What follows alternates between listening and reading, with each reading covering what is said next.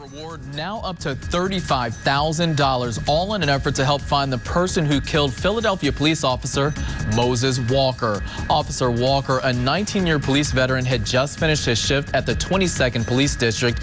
He was walking to a bus stop when he was gunned down. If you know anything about the killing, please call police.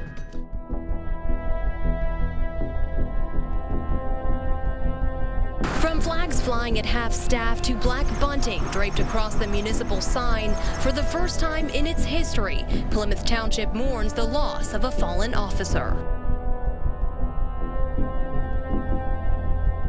There are just no words that can begin to express the magnitude of this tragedy. Less than 24 hours after Officer Brad Fox was shot and killed on Conshohocken Road, authorities returned to the scene to comb for clues, trying to figure out how a hit-and-run accident resulted in a deadly confrontation.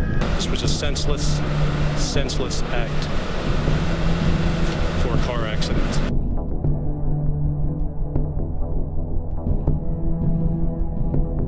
Eyewitness News, the 34-year-old canine officer was pursuing the hit-and-run suspect around 6 o'clock Thursday night when he was shot in the head, then rushed to the hospital, where he later died. Both he and his dog were shot. The dog, Nick, survived and is fine, but unfortunately Brad lost his life.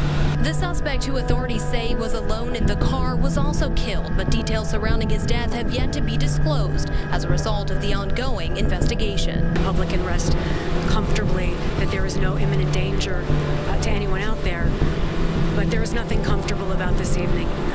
We lost an incredible human being. Fox, a 7-year veteran, not only served his community but his country through 2 tours in Iraq.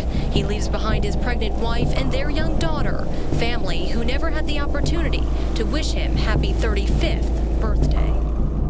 Police Commissioner Charles Ramsey is no stranger to policing violent criminals and saying goodbye to officers cut down on and off duty. He has seen 9 police officers killed since he took over the police department in 2008.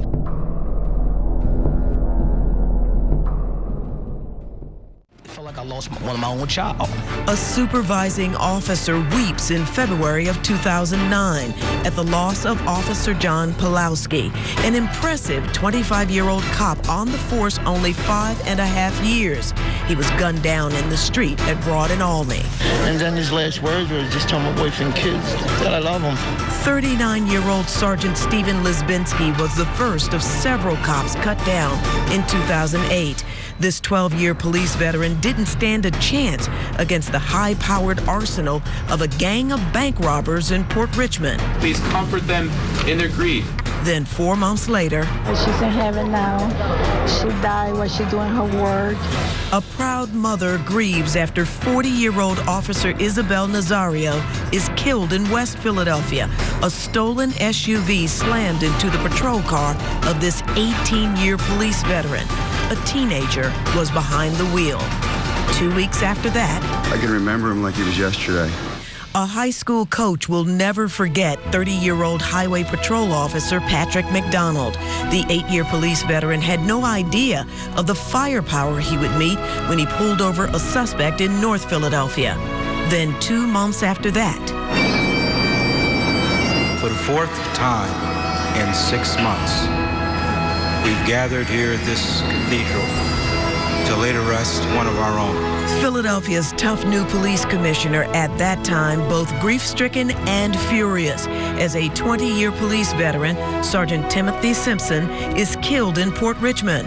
A drunk driver slams into his patrol car. Sergeant Simpson was Officer Lisbinski's best friend. As all the others, this 46-year-old father of 4 left a family and a community in mourning yet again. Thank you to the police department for everything they do for us every day.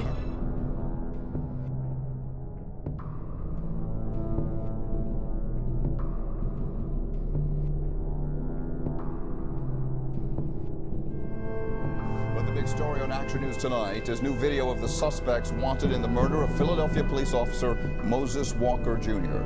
These are the men authorities continue searching for, and they're hoping this new video helps catch them. It shows the suspects walking northbound on 19th Street just before they got to Cecil B. Moore Avenue, where the murder took place moments later. Action News reporter Chad Bradley has been following the investigation, and he's live from police headquarters tonight with the very latest. Chad.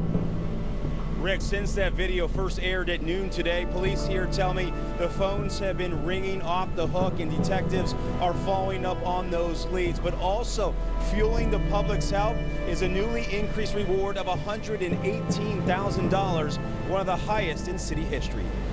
Police say this is the grainy image of two killers, and they're hoping it will provide the tip they need to bring the men to justice. It's from surveillance video captured moments before off-duty officer Moses Walker was gunned down at 20th and Cecil B. Moore. They're vicious, violent killers. I mean, there is predator and prey. I mean, that's what they're doing. They're out there specifically to try to track somebody down, to rob them, to shoot them, to do whatever. It looks like they're just walking down the street. They see what they believe to be a target, and they pounce on them. The 19-year veteran of the force had just left his precinct and was in street clothes.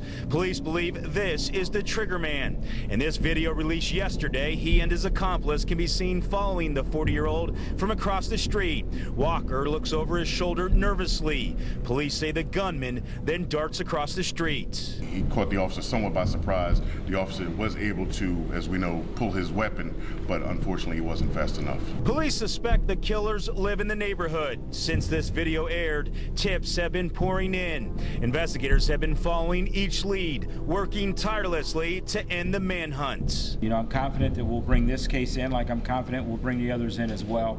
But we do need help from the public in order to make that happen. These guys will rob again, they will kill again if they're not taken off the street, so it's very important.